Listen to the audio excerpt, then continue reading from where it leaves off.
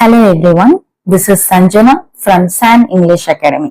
இன்னைக்கான வீடியோல UGTRB previous year question paper ஆன 2024ல நடந்த எக்ஸாமோட question paper analysis பார்த்துட்டு வரோம். அதுல இன்னைக்கான question பாத்தீங்கன்னா question number 35. இப்போ நீங்க வீடியோல பார்த்துருக்க இந்த question paper series வந்து D.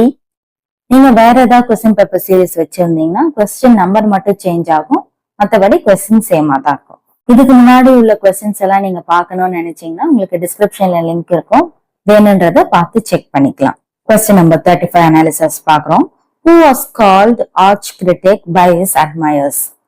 Options: Francis Jeffrey, D. Quincy, William Gifford, Carlyle. இதோட correct answer option A, Francis Jeffrey. இந்த கொஸ்டின் வந்து ஒரு டைரக்டான கொஸ்டின். யார் வந்து ஆர்ச் கிரிட்டிக் அப்படி நம்ம சொல்றோம்ட்டு இந்த கொஸ்டின் வந்து யூனிட் 9ல இருந்து கேட்டிருக்காங்க, literary criticism. So Francis Jeffrey பார்க்கலாம். பிரான்சிஸ் ஜெஃப்ரி வந்து 19th செஞ்சுரியோட இன்ஃபுளுன்ஷியலான லிட்ரரி கிரிட்டிக். இவர் எதுக்கு ரொம்ப ஃபேமஸ்னா ஈடன்பர்க் ரிவ்யூ வந்து இவர் எடிட் பண்ணியிருப்பார். சோ அந்த ஒரு விஷயத்துக்காக இவர் ரொம்ப ஃபேமஸ். இவரோட நாலேஜ், இவரோட இன்ஃபுளுன்ஸ் கிரிட்டிசிசம்ல பார்த்துதான் இவர் வந்து ஆர்ச் கிரிட்டிக் அப்படின்னு சொல்லி இவரை ரசிக்கிறவங்க வந்து சொல்லியிருக்காங்க. ஆர்ச் கிரிட்டிக் அப்படின்னா ஒண்ணுமே இல்லை, சீஃப் கிரிட்டிக் அப்படின்னு அர்த்தம். இவர் வந்து ஒரு ஸ்காட்டிஷ் ஜட்ஜு, லிட்ரரி கிரிட்டிக்மே கூட. இவரை தான் வந்து நம்ம ஆர்ச் கிரிட்டிக் அப்படின்னு சொல்றோம். Second option Thomas De Quincey பத்தியும் பார்க்கலாம். நீங்க வந்து டி குவின்சின்னு கொடுத்திருக்காங்க. ஃபுல் நேம் வந்து தாமஸ் பென்சன் டி குவின்சி. இவர் வந்து ஒரு இங்கிலீஷ் ரைட்டர், எஸ்ஏயிஸ்ட், அதே மாதிரி ஒரு லிட்ரரி கிரிட்டிக்மே கூட.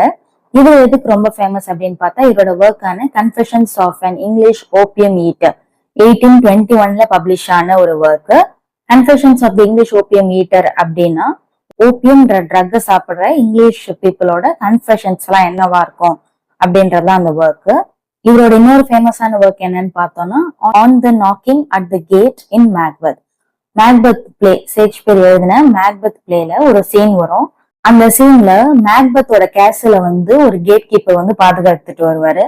அந்த கேட் கீப்பர் அந்த கேட்டை ஓபன் பண்ணும்போது யார் யாரெல்லாம் வராங்க அந்த கேட் கீப்பர் வந்து தப்பா எடுத்துப்பாரு. வெளியே வர்றவங்க வந்து ஒரு பீல்சிபப், ஒரு சாட்டுன்னு அந்த மாதிரி சொல்லி தப்பா நினைச்சுப்பாரு. அது வந்து ஒரு காமிக் ரிலீஃப், ஒரு காமெடி சீன் மேக்பெத்ல. அதை அந்த சீனை தனியா எடுத்து இவர் ஒரு ஒர்க்கா பண்ணியிருக்காரு. வெஸ்டர்ன் சைட்ல ஒரு முக்கியமான ஒரு பங்கு வகிக்கிறாரு தாமஸ் டி குவின்சி. தேர்டா கொடுத்திருக்க ஆப்ஷன் வில்லியம் கிஃபோர்ட். யார் அப்படின்னா இவருமே ஒரு கிரிட்டிக், எடிட்டருமே கூட. பட் ஆர்ச் கிரிட்டிக் அப்படின்ற டைட்டில் வந்து இவரை சேர்ந்தது கிடையாது. அதே போல ஆப்ஷன் அண்ணே டி, தாமஸ் கார்லி. இவர் யாருன்னா ஒரு ஹிஸ்டாரியன், அதே போல ஒரு ஃபேமஸ் எஸ்ஏயிஸ்ட்.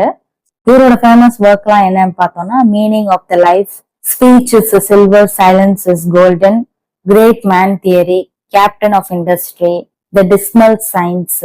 இதெல்லாம் வந்து இவரோட ஃபேமஸான ஒர்க். இவரோடது ரொம்ப ஃபேமஸ் ஆனது என்னன்னா கார்லினிசம், அவரோட நேம்லயே வரும். அந்த ஒர்க்கும் ரொம்ப ஃபேமஸ் ஆனது. கார்லி சைக்கிள் அப்படின்னு ஒரு ஒர்க் இருக்கு இவரது. இவர் வந்து விக்டோரியன் ஏஜ் சேர்ந்தவர். அதே போல சேஜ் ஆஃப் செல்சி அப்படின்னு நம்ம இவரை தான் சொல்றோம், தாமஸ் கார்லியை தான் சொல்றோம். அது ஈஸியா நீங்க ஞாபகம் வச்சுக்கலாம். தாமஸ் கார்லி, கார்லில வர்றதுனால செல்சி, சிசி அந்த மாதிரி ஞாபகம் வச்சுக்க முடியும். சோ இந்த கொஸ்டினோட கரெக்டான ஆப்ஷன், அதாவது ஆர்ச் கிரிட்டிக் அப்படின்ற டைட்டில் கூறியவர் வந்து Francis Jeffrey. Who was called arch critic by his admirers? Answer: Francis Jeffrey.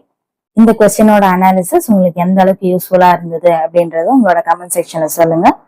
நம்ம சேனலுக்கு சப்போர்ட் பண்ணுங்க. தேங்க்ஸ் ஃபார் வாட்சிங் த வீடியோ.